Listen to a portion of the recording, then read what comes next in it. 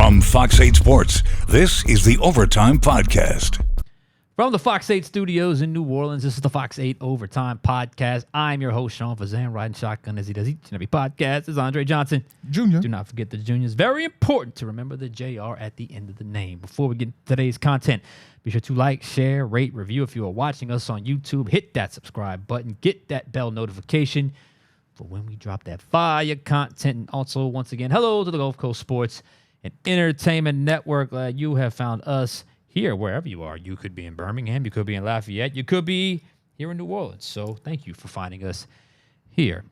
All right, Andre, Friday, getting closer and closer to the weekend. Another big weekend ahead. It's a good time of year for this part of Southeast Louisiana. A lot of stuff going on the weekends. It's festival season.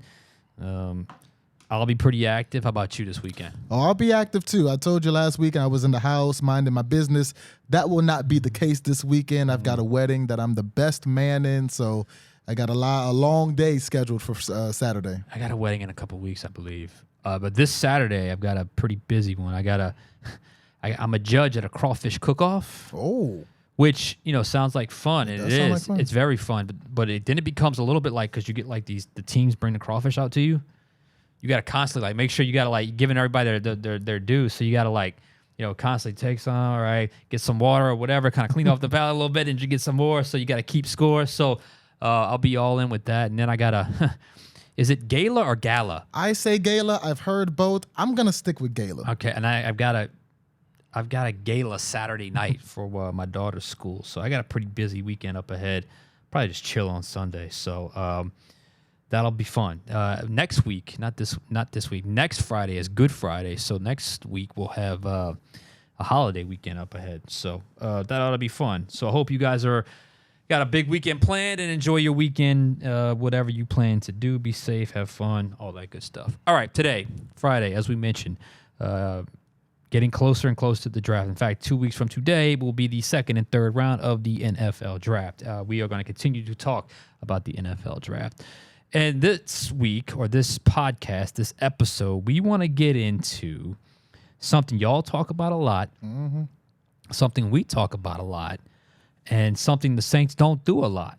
But we got to talk about it. And that is the New Orleans Saints are here.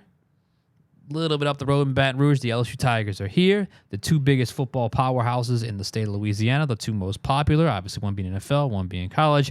And there's always that feeling out there, why don't the Saints draft more LSU players? Especially since they typically tend to be pretty good. They tend to be pretty good. I think the last one was Will Clapp. Is that right? Yeah. I think back in 2018, 7th round pick. And he's back, by the way. So, and he's a pretty good player as well. So today, big picture, we're going to do some connecting of the dots of the 2025 Saints potential versus the 2025 who are those best fits coming from Louisiana State University. You dressed for the occasion. You got the purple shirt on. So that is where we wanted to go with the big picture today. Yeah, LSU Tigers, New Orleans Saints, purple and gold, black and gold. They don't mix very often for some reason, like I said, despite LSU consistently coming out with some of the best NFL players every year. But maybe 2025 is the draft where that changes. So we're going 1 to 5, well, technically 5 to 1. We're going to go 5 to 1. We've ranked all of these guys to who we think, not necessarily who the best player is. That's important but who distinction. would be the best fit in New Orleans. We're going to start with number 5. Sean, who's my your number 5 player is from right up the road, St. James High School, Savion Jones, 6'6", 285 pounds. I know there's the talk out there about the 3-4 system, the new 3-4 system, and it's he would not be the body type for the stand-up edge linebacker. Usually those are a little smaller, a little lighter, but I do think he can be the type of end that Cam Jordan is going to be in the system, that 3-4 defensive end. They play on the side. He would be someone that would kind of learn kind of under Cam Jordan. He's a guy that got bigger over the years over up in Baton Rouge. I mean, he's up to 280 pounds, as I mentioned, 6'6". If he can be stout against the run, because that's what you really have to be in that 3-4 system at that position, I think he would certainly have a chance. He's a day 3 pick. He's a guy that he looks the part. In this scheme, you have to do a lot more two-gapping but it's something that he did at LSU. They ran the 3-4 system. So Savion Jones is a guy, considering where he would go, considering the position that he plays, considering the prototype that he is at 6'6", 280. I think this is a pretty low risk. I don't know if he'd be an impact game-changing player, but I think he can provide some depth up front. You can never have enough depth up front, depth in general when it comes to the NFL. Especially for this So team. my number 5 is going to be Savion Jones, defensive end. I like your number 5. Mine is another guy who would be a day 3 pick, and until about a week or two ago, he might have gone undrafted, but he made a big splash at LSU's Pro Day that you were in attendance for. That's Josh Williams, the running back. And again, I'm looking at the Saints' need. And when I look at the Saints' need, there's not a lot of depth at running back right now. They have Alvin Kamara, who's about to turn 30. They've got Kendre Miller, who hasn't been able to consistently stay on the field. They signed Velus Jones Jr., but outside of that, there's really no running back. And when you look at them, none of them are super physically imposing at this stage of their career.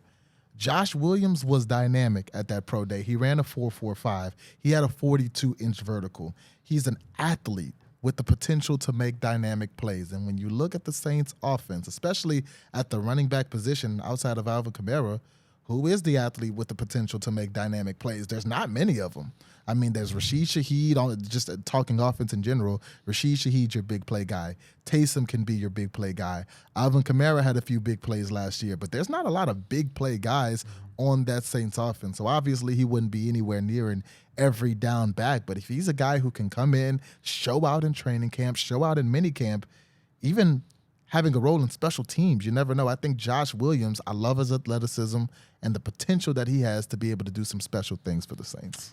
It's an interesting one because I'm not even sure he would be, before his pro day, was in anybody's top 250 if they were ranking the prospects. Former walk-on, really played well, very dependable.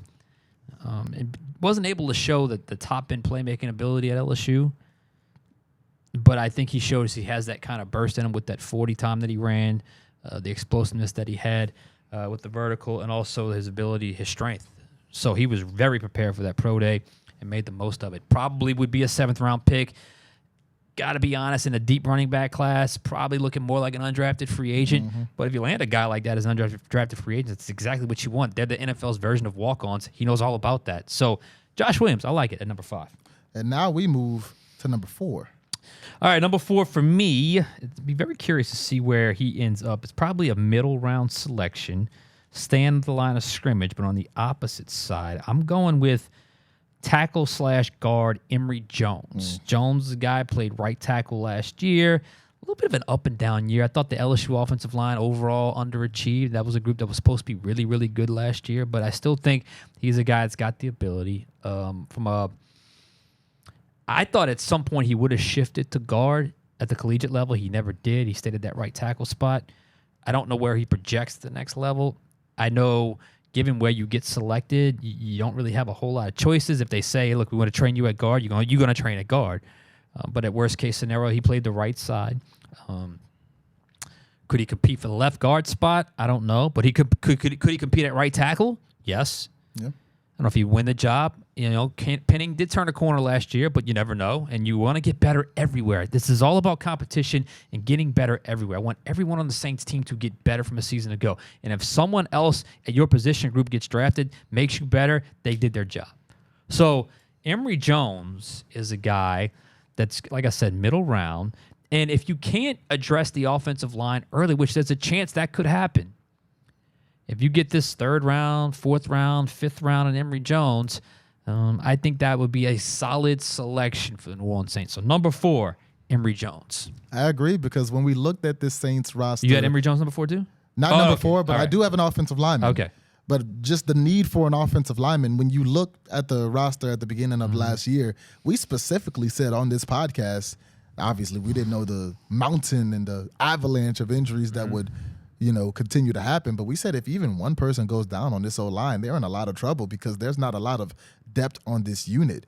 Emory Jones is a guy who has that versatility. He's played inside, he's played outside, and he can give a lot when it comes to depth. And who knows, maybe, like you said, he can beat out a Trevor Penning and surprise you with a starting spot.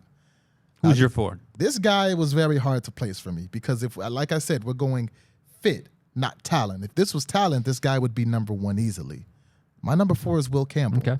Because when I look at Will Campbell, the need for offensive linemen is there, but I question the fit because you have Taliese Fuaga, the first-round pick from last year. He's good at left tackle. He had a good rookie season. You've got Trevor Penning, who ironically started the season as maybe the biggest problem on the offensive line. He might have been your most reliable offensive lineman last year. Now, is he an absolute starter? No. Trevor Penning can certainly be beat out. But let's say you draft Will Campbell. You put Will Campbell at left tackle. Do you move Fuaga back to right tackle? Because I think that would be it, yeah. He spends his whole collegiate career at right tackle, but you invested a lot into getting him to learn the left tackle. Now you're moving him back to the right. Do you keep him at left and move Will Campbell to the right? Because now Will Campbell has to learn something new that he hasn't necessarily had to do. And then if you put one of those two at right tackle, where do you move Trevor Penning? Do you try to shift him inside? You just took him from left tackle and asked him to learn right tackle. He was better at right tackle than he was left tackle. Now do you take the chance that he can learn guard as well? It's a lot of shifting and a lot of questions. So I put an asterisk next to Will Campbell at number 4 because I question how all of these guys will fit in on the offensive line because Will Campbell isn't a depth piece. That's a starter. Exactly. And I also question if he'll be there at 9 because he's generally being seen as the number 1 offensive lineman in this draft, and I don't know if he'll fall to the Saints even in the first round. We're on the same wavelength here. That's why my number 3 player was or is Will Campbell. And I'll kind of sum up what you said there. It's not. I think he's the best offensive lineman in this class, and if you have a chance to get him, that's great. But when you talk about quote unquote ideal fit, the musical chairs you have to do at that offensive line certainly is a challenge, and you want to get your best 5 regardless. And in a perfect world, everybody's in their natural spot. So you bring Will Campbell in. Does he get inserted to left tackle? If he goes to left tackle, then the natural spot for Fuaga up until last year is the right spot. So that's not crazy. But then Penning, his natural spot is left tackle. Can you kick him inside the left guard? I don't think it's impossible, but I do think it's a lot to constantly, especially since you spent a lot of time after his second year where he got benched to say we didn't do him any favors. Well, this is not doing him a favor. Right. But again, this is a whole new coaching staff. That's true. The offensive line has a connection. Nugent has a connection to the Saints. He was here before. I don't know if he overlapped with Trevor Penning when he was drafted. I don't think he did. I don't believe he did. So I guess my point is, I didn't have him at 4. I had him at 3 because of the musical chairs. However, Will Campbell is a good enough player to play those musical chairs with. So I think the talent makes the thought more worth it if he were to slip. That's also, you said you don't think he's going to be available at 9. All the more reason why that trumps it, because that trumps the musical chairs aspect or difficulty, because if you have him and he's your 5th highest graded player and he's available at 9, then obviously you take the chance. But for the just on the surface of the quote unquote fit, I have Will Campbell at number 3. Who's your number 3? My number 3 is a guy that you're very familiar with because if you go back to Sean's first mock draft of the season, he has this guy going to the Saints, and that's Braden Swinson. And when you look at Braden Swinson and how he plays for the LSU Tigers, especially last year, he led the team in sacks. And then you look at his measurements. He's not necessarily physically imposing. He's not necessarily physically dominant. But when you watch the games, if there is one person who is consistently in the backfield, consistently hitting, hurrying the quarterback, consistently making plays on the running back, whether it's making a tackle, making him have to cut back or redirect, what the play was designed to do, that's Braden Swinson. And you're going into a new system most likely this year if you're the New Orleans Saints on defense. And I think Braden Swinson has an opportunity, probably not to start day 1, but if you pick him maybe 3rd, 4th round, he's definitely a guy that you can rotate in there. And we talk about depth. If something is to happen to the starters, Braden Swinson's a guy who can step in and potentially wreck some games for you that you can grab in the middle rounds of this draft. I'm sensing a pattern here because we are now moving to number 2. Uh-oh. And my number 2 LSU fit for the Saints is your number 3. His name is Braden Swinson. So I don't want to just repeat everything you just said, but I do think there is a lot of value because of where you could potentially get him in the second or third round. You have 2 third-round picks. Third-round pick value, if you can give me somebody that can contribute regularly, does not have to be a starter, but is on the field regularly at a premier position, Braden Swinson is a perfect fit, in my opinion. Braden Swinson is a guy at 6'4", 255 pounds. He is a true stand-up outside linebacker in a 3-4 scheme. You're not teaching him. You're not asking him to convert. You're not asking him to do something he hadn't necessarily done. And I think he's a guy, just based off the way he played last year, his last season of eligibility, how much he took that leap from his first season in Baton Rouge to his last season in Baton Rouge, 8.5 sacks. And, you know, what's keeping him from being, because it's a premier position, like we said, and good size for that position, he does not have an elite first step. He does not have an elite burst. But what he was able to do, and you watch this a lot at LSU, well, how did he end up with 8.5 sacks if he's not an elite athlete? Well, I'll tell you why. Because he never gives up on the play. Never gives up on the play. And you've got a guy that's willing to come in and be a rotational piece. You got a guy that's going to fill a need in a new system that understands what he's trying to do. An experienced player, by the way, played a lot of college football. And you get that player in the third round, not only do you have the chance to fill the need, I think you have the chance to get more value out of the player than the actual draft pick would expect out of the number 71st player drafted in the class. So to me, Braden Swinson would be a guy that not only would be a great fit, he has a boom potential because of what he plays, where you can get him, and the value he could potentially represent. So to me, this is a guy, if you're the Saints and he's around and he's the third round, it's picks, was it 71 and 93? Yeah. Don't hesitate because these edge pass rushers don't grow on trees. They sure don't. And you don't have a true outside linebacker on your team. A true 3-4 outside linebacker. I understand Chase Young can do it. Unless you count Isaiah Foskey. But Foskey's the same size as Chase Young. I know there's a lot of people saying that. But he hasn't shown anything yet. Nothing. So to me, you're going to have to address this position in the draft. You may not be able to do it early. You may not be able to do it in the second round. But Braden Swinson, third round, LSU Tiger, to me, that is a fantastic, not just pick, not just fit, but fantastic value if the Saints were able to get a player like that. Now, we're in a bit of a pattern. Mm-hmm. Now, my 4 was your 3. My 3 was your 2. I don't think you have this guy on your list because most people probably don't have this guy on their list because this is a bit of a controversial pick. Okay. There's a Louisiana-size asterisk next to this guy, but if we're talking about players that played for LSU that would fit in and help the New Orleans Saints, you got to mention Kyron Lacy, all right, the wide receiver. Now, Kyron Lacy obviously going through a lot of legal troubles right now. All of this is contingent on if he wins that case, his name is cleared, and he is able to play in the NFL with nothing attached to him because you don't want a guy bringing baggage into your team, into your franchise. If all of that happens, Kyron Lacy would be a really good addition to the Saints, and where you would draft him is going to be a lot lower where you would have had to draft him if all of this legal stuff didn't happen, because before that, people were talking about Kyron Lacy as a high second-round pick, maybe even a low first-round pick. They had him graded as one of the top wide receivers in this class. He's great against the press. He's reliable in the red zone. We've talked about bigger receivers at 6'2". Kyron Lacy would be tied for the tallest receiver on the team right now. Mm-hmm.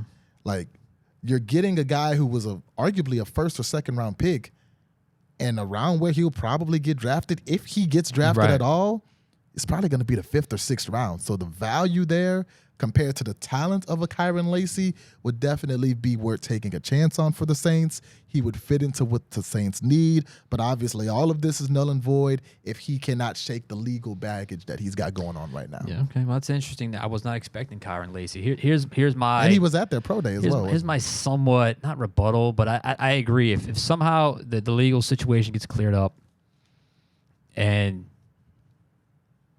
nobody touches him in the draft, but he's available as an undrafted free agent, you could be getting extremely high value. Remember who was the LSU lineman. That it was something that popped the day before the draft. And he ended up he was a first round pick or second round pick. Was it Lyle Collins?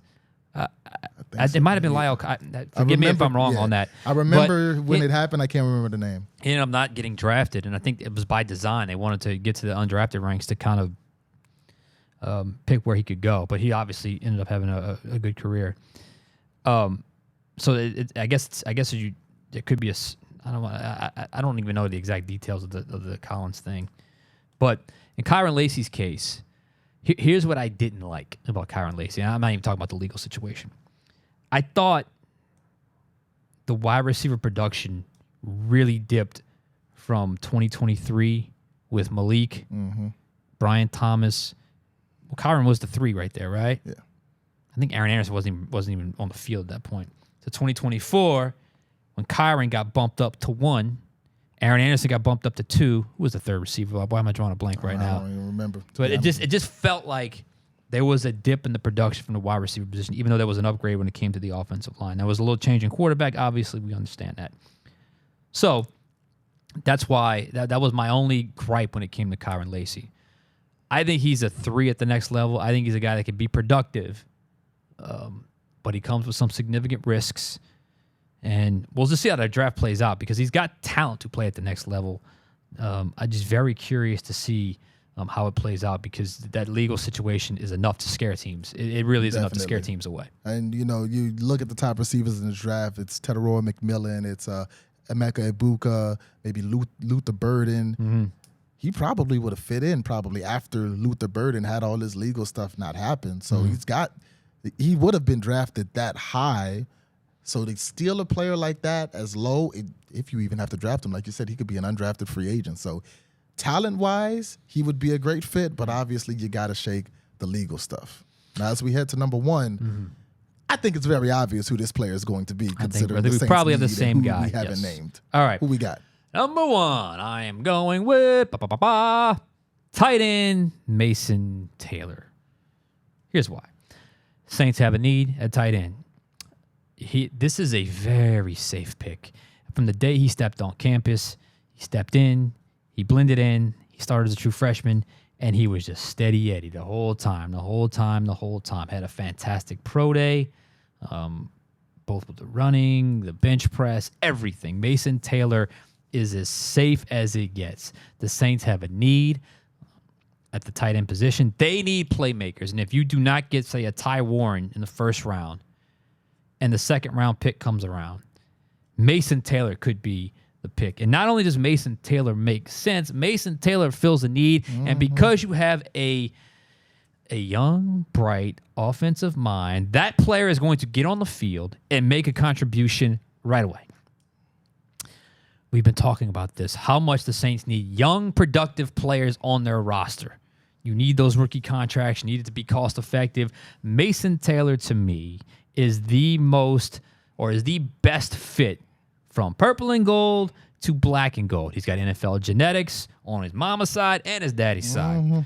He went to a top-tier program, tested off through the roof, has no blemishes whatsoever when it comes to character. He's been fantastic when it comes to that. Played in the Senior Bowl.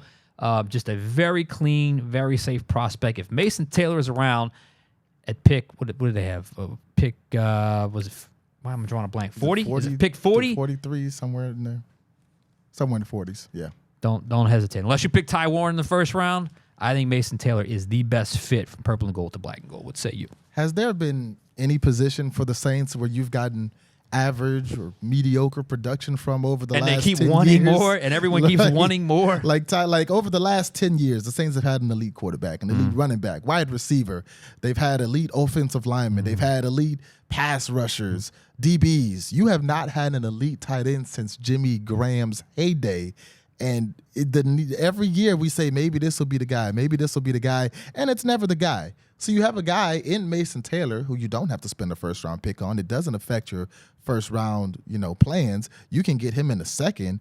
He's consistent. He set records at LSU. He's athletic. He runs, I think he ran a 4.6. That's pretty good for a tight end. Mm-hmm. And he is great when it comes to finding the safe spots in zone coverage. That's it. Similar to Travis Kelce. And you hear Kelce and Mahomes talk about it, the chemistry of knowing that Travis Kelce may break a route off because he sees a hole in zone. He's going to sit there, Mahomes hits him.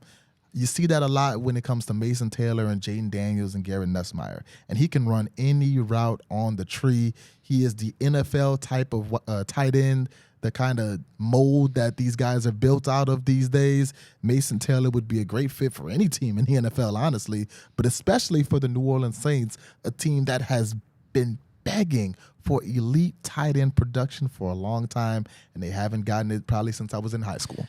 And let's not forget, as a true freshman, with the game on the line, Brian Kelly decides to go for 2 against Alabama. The play call is an option sort of read for Jaden Daniels. Who does he go to? Mason He Taylor. goes to Mason Taylor. Big in big moments, consistent. Got better at blocking. Now, the first game of his career, he was that blocker on the extra point where it missed it against Florida State. Look, Malik Neighbors had the worst game of his life the first game he played in against Florida State that day. And he turned out pretty well. He turned out pretty well. Mason Taylor's going to turn out pretty well. And Brian Kelly has look at his track record. He puts tight ends in the NFL, and I think Mason Taylor is going to be the next one. And hopefully, he wears black and gold. So to sum up the list, your top 5 were? Savion Jones at 5, Emory Jones at 4, Will Campbell at 3, Braden Swinson at 2, Mason Taylor at 1. I had Josh Williams at 5, Will Campbell at 4, Braden Swinson at 3, Kyron Lacey at number 2, and obviously Mason Taylor at number 1 as the best fit for the New Orleans Saints. What do y'all think? Leave some comments below. We'll try to respond, do our best. But look, I'm with y'all. I want to see some LSU Tigers as New Orleans Saints because I think it's finally time to do that. They got a few on the roster right now, but it'd be nice to invest a draft pick in an LSU Tiger, not far up the road, up in Baton Rouge. All right, we got to get out of here. For Andre Johnson Jr., I'm Sean Fazende. We'll catch you guys next time on Overtime.